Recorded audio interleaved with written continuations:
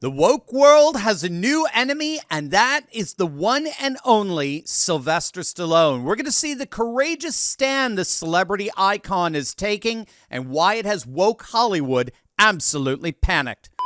Many of you no doubt remember the dark and riveting film, The Sound of Freedom, the story about Tim Ballard and his infiltration into the international child sex trafficking ring. Despite Hollywood's best efforts, the film smashed box office records, earning over $250 worldwide.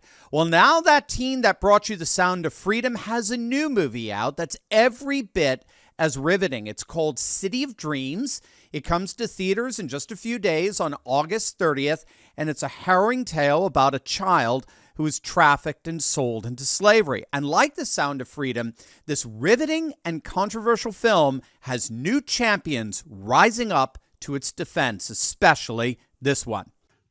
Hello, everyone.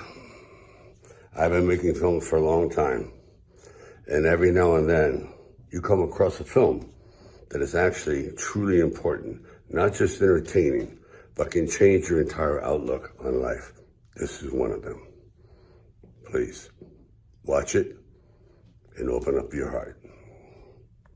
That, of course, is the one and only Sylvester Stallone. He's taking a bold stand to promote the film, which will undoubtedly cause a freaked-out frenzy among our Hollywood elite. Never forget, this is how they reacted to The Sound of Freedom when it originally came out last summer. And you seem pretty familiar with him because he doesn't really hide his association with this real wild plot that involves, drinking the blood of children and things like that. No, he doesn't hide it at all. And you have a lot of people who are in this world of QAnon who say, oh, they don't know what that is. They've never heard of it. They're just asking questions. With somebody like Jim Caviezel, he is openly embracing it. He's openly using its catchphrases and its concepts. He's speaking at QAnon conventions. And this film is being marketed to either specific QAnon believers or to people who believe all of the same tenets as QAnon, but claim they don't know what it is. And The Sound of Freedom does focus on a real issue of sex trafficking. But that theme, it's sort of like that kernel of truth that feeds the QAnon conspiracy theory. Tell us how those two things work together. Sure. And the most durable and the most believable conspiracy theories are not entirely false. There's something in them that is true and the rest of it is false. But the believers point to the one true thing and they say, oh, you don't believe that this particular thing is true. In terms of child trafficking, we know trafficking is real. We know it has real victims. No one is denying that. But these films are created out of moral panics. They're created out of bogus statistics. They're created out of fear. And with something like Sound of Freedom, it specifically is looking at QAnon concepts of these child trafficking rings that are run by the high-level elites, and only people like Tim Ballard and only people like Jim Caviezel, and by extension, only people like the ticket buyer can help bring these trafficking rings down. So there's a very participatory element. You're not just going to see a movie, you're just killing 2 hours on a hot day. You are helping bring down these pedophile rings and save children. Now, it's not true, but it's a very comforting and it's a very warm feeling to have. Gang, we often talk on this channel about how we can maintain and build up the conservative way of life. And one crucial aspect of that is, of course, your health. Staying strong physically and mentally isn't just about living longer, it's about living better. So I partnered with the amazing patriots at Beam because they're a health and wellness company that's put in the time and rigorous research to craft science-backed solutions that truly optimize every system in your body from the moment you wake up until you lay your head down to sleep. And that is where Beam has been amazing in my own life. I've been using Beam Dream now for a while, and gang, it has completely changed the way I sleep. I'm frankly a horrible sleeper. I used to toss and turn while my mind raced at night, but since taking Dream, it's been an absolute game changer in my life, gang. I'm out like a light, and I have the most restful sleep ever all throughout the night. Beam Dream is made with the highest quality sleep-promoting ingredients to help you unwind and get the deep sleep you need and deserve. It's become a nightly ritual of mine that I look forward to. Plus, I never wake up feeling groggy the next morning. Instead, I feel refreshed and ready to take on the day. And They're offering Turley Talks listeners an exclusive discount of up to 40% off site-wide for a limited time. Just click on that QR code on the screen or use the link down below to get the best night of sleep you've had in years and propel your wellness journey into the next stage. Click that QR code or go to shopbeam.com/Turley Talks for your amazing discount. Now, gang, I just want you to think about the sheer level of wickedness that CNN guest exemplified in that interview we just heard. I mean, just think about the moral depravity that you have to descend to get on national television and actually attempt to discourage people from seeing a movie exposing international child sex trafficking, a horror that you actually admit exists. I mean, how vile do you have to become to actually think it's virtuous? It's a valorous act to deliberately dissuade awareness away from this unspeakably wicked industry. Bogus statistics? Did you hear him? Moral panic?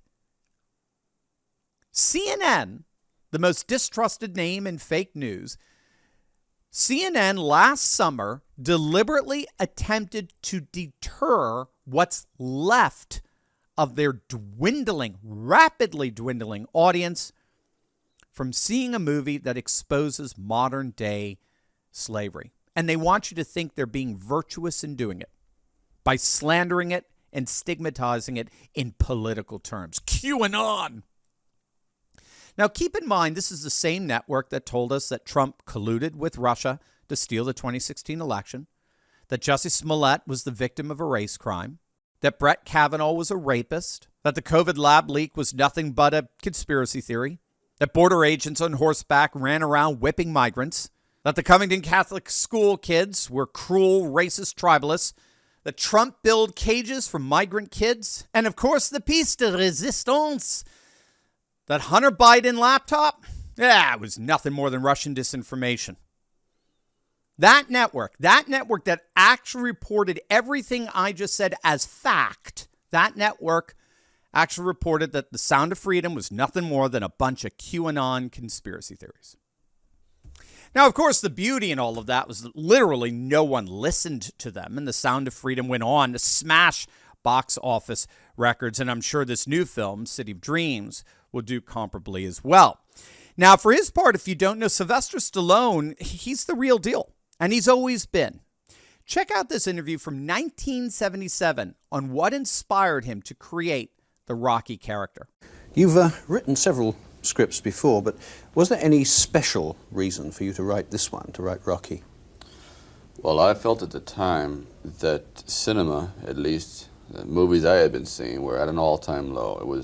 Everything was anti-society, anti-Christ, anti-government, anti-everything, and there was no one to root for. And I also feel that films are very cyclic, so I wanted to get back into the cycle of the films of the 40s and the 50s, where people say, hey, gee, I missed the good old films, yet Hollywood hasn't taken heed and hasn't made any good old-fashioned type films where morality was at the forefront.